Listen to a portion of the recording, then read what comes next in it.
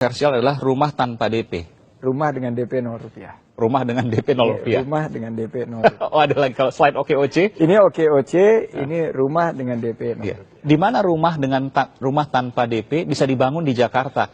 Apartemen saja mahal, apalagi rumah yang perlu tanah satu persatu. Jadi tentunya ini menarik menjadi pembicaraan. Ini rumah satu persatu atau rumah susun? Konsepnya itu adalah home. Rumah itu adalah home. Rumah Dan tapak. Itu, rumah itu bisa kita akan fokuskan kepada hunian vertikal. Oh, jadi rumah hunian susun. vertikal, rumah susun yang kita akan gunakan secara diberikan prioritas terhadap tanah-tanah Pemprov yang selama ini belum terutilisasi dengan baik di lokasi-lokasi yang strategis.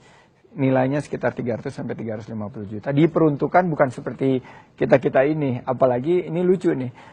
Program rumah dengan DP 0 rupiah ini diributkan oleh orang-orang yang udah punya rumah, mungkin 2-3, sedangkan masyarakat yang tidak memiliki rumah sangat menerimanya.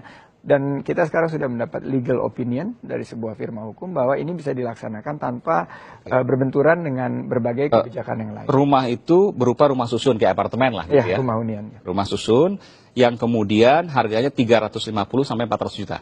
300 sampai 350 juta. 300 sampai 350 juta. DP-nya 0%. Harus dibayar berapa lama itu? DP-nya 0 rupiah. Jadi DP-nya 0 rupiah. Kita punya dua sistem. Untuk pertama, bagi yang ingin mengikuti program ini harus melakukan nabung selama 6 bulan di Bank Jakarta. Nabung dulu dengan besaran tertentu, tergantung kebutuhan mereka.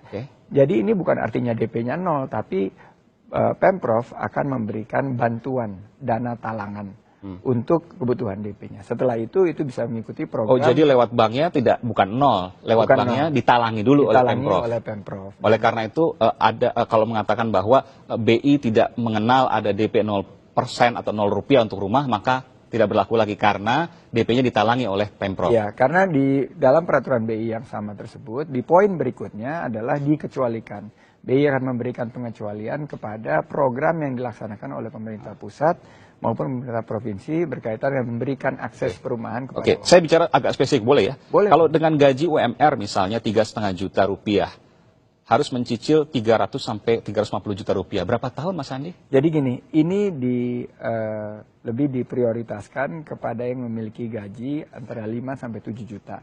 Kalau yang 3,5 juta memang agak berat. Kita sudah menghitungnya dengan baik. Mungkin yang untuk 3,5 juta kita kasih opsi yang lain. Apa itu? Mungkin sewa beli.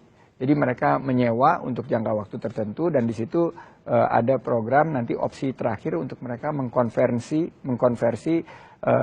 tentunya biaya yang lama dia sewakan tersebut dengan membeli. Karena untuk ini baru disampaikan oleh Sandi Uno ya? Ini baru disampaikan dan kita sudah ada di dalam 23 rencana kerja kita. Jadi saya tapi belum dispesifik karena yang 3,5 juta ini memang untuk mengikuti yang program rumah dengan DP 0 rupiah agak berat karena mereka memiliki keterbatasan tertentu. Rumah dengan DP 0 rupiah itu hanya untuk 5 juta ke atas, 5 antara 7 juta. Sebetulnya antara 3,5 sampai 7 juta. Problemnya orang yang memiliki penghasilan 3,5 juta rupiah itu sifat konsumtifnya tinggi sekali. Sifat konsumtifnya sangat tinggi sekali. Sebetulnya kalau dia bisa menabung juga dengan baik, dia bisa antara 600 sampai 800 ribu mencicil tiap bulan.